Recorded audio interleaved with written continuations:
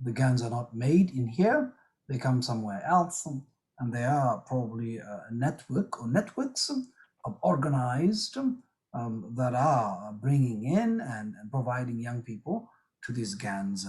And I think the approach of treating violence, gun violence as a virus also does a couple of things. You don't just simply put an entire community into prisons, but also to intervene early on.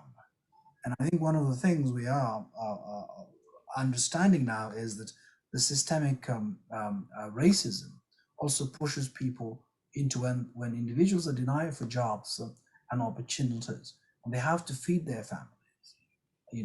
They will do all sorts of things to help their community.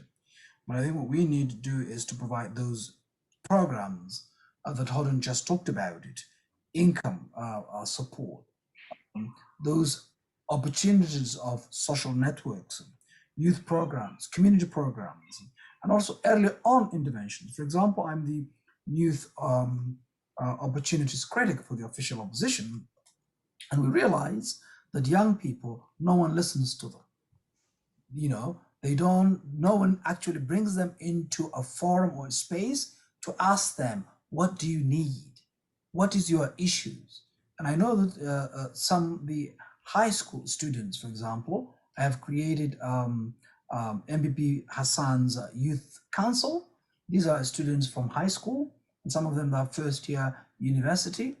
And this is their first opportunity to even understand what the provincial government, they even, haven't had enough study in school to see the functions of the government and their representatives. But if we bring early on opportunities of summer jobs, opportunities of other opportunities for them. For example, when the school is closed, we have these community schools. We can use them as a community hub. We have good recreational places where they could play basketball, soccer, and that is also not allowed for the community, the coaches who are doing it for free, to help them support them. We have also in Toronto community recreational centers where the programs that are designed, registering it is also very difficult. Also, anyone can access it. You can come from anywhere, PGC York, you can come from anywhere, and some people are coming to our community. For example, York Recreational Center here, which is a brand new facility, but the programs we want, the community also be reserved at least percentages of those programs. So the community, we don't want others who are part of the city to denied to come to our community. We get that. Sometimes they can offer programs here, but we want also the community, which didn't have a lot of facilities, to also have certain percentages of those programs, say 30%, 40%, and then the rest of the city residents can access to that. So there is no focus of communities like ours to have those facilities, but when they have them, then they're encouraging other community networks to use those facilities, not the people who live here. So there's also another issue of class and also lack of also encouragement to talk to them and say, what kind of programs do you want in the community centers, in these community hubs? But this requires also the community also mobilizing it and having a voice, having representatives, saying also not just being told who to vote, but also getting involved and knowing also who's on their side on these issues. And that's, I think, is very important, and not just waiting for them. And also when these students, as you know, the University of Toronto, which is a prestigious school, I was told 98% of the students there come from private schools. So there's only 2% that are coming from public schools. So that's my alumni. Yeah, majority of our community they are only that 2%. And now these opportunities, when they are preparing for those, and also in the Black community, 100%, a percentage is only 18 goes to post higher education. So we need to change that, and also we have to also see and work with union folks like Hodden and say, how can we also improve performances? It's not against evaluation. It's not against anything. How come some schools are doing well and schools, people who look like me, are not doing that well? What's wrong? And how do we make it a standard where we could have every schools should be working like those schools who are working well? So we need to focus and have discussions, not just challenging the teachers, but also working with them and saying it. How come those teachers in those schools are doing very well, but not the ones over here? And how do we improve that? Talking to the parents, talking to the teachers. And that way, I think we could be able to have a different kind of result. Also think about school and work also go hand in hand. So we have to also prepare young people early on what kind of work they are dreaming, what kind of a profession do they want early on. And where they are in universities and colleges, we can also provide them internships and placements and co-ops that are not just doing for free, but that are paid positions.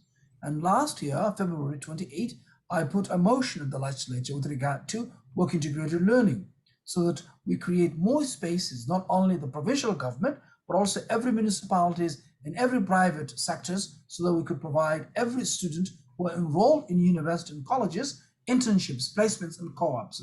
So we also think of also work and school go hand in hand. And there's also barriers for also access to higher education, Ahmed. So also we make it also these schools that are also accessible to everybody who wants to study. That means we have to look at how the question of tuition. We have to look at also grants, so that we should not be worried about a cost of going to school, but that the government can look after that, and you could focus working and studying, so that the young people then feel there are opportunities out there for me, and they will be also tracked. They want a little bit of money, then there's also that opportunity early on in high schools and also in colleges and universities, and they'll be motivated. We can also create programs where we could say also every young person in high school, in first year in university, can go back and also help their communities. They have positions also kind of that they could be paid to do that every year.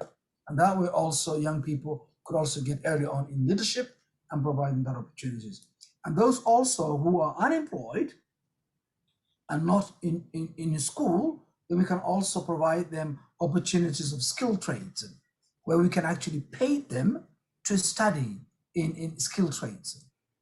So that way they could also have skills, and say after a couple of years, they'll be able actually to earn every week more than 4,000, or more, because of the skill. And that's also well-paying jobs. So if we can also encourage those young people who are unemployed to bring them into the community, bring them everywhere they are, and put them to track, make sure we pay them to get those cooperatives and skill trades, then we'll be able to have a workforce who are able to actually have skills. And when we provide them early on also in high schools, also some skills there also, not only the academic, but also other skills we can teach them in there, and every student should be also focused on academics, not only streaming too. So that way we will also have every young person ready to go to higher education, either engineering or whatever field of study. But if we are based on discrimination or systemic racism that exists, I can remember when I entered at the University of Winnipeg, my professor, Introduction to Business, the first question he asked me was, why are you here? No one who looks like you succeeds here.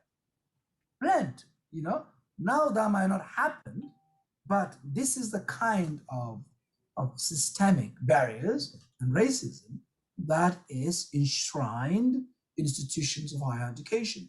It's not actually giving an opportunity to young people, but they are, gatekeeping, putting barriers, and trying to make sure that a lot of young people fail. We need to change that, and I think a lot of things have changed but we can do better.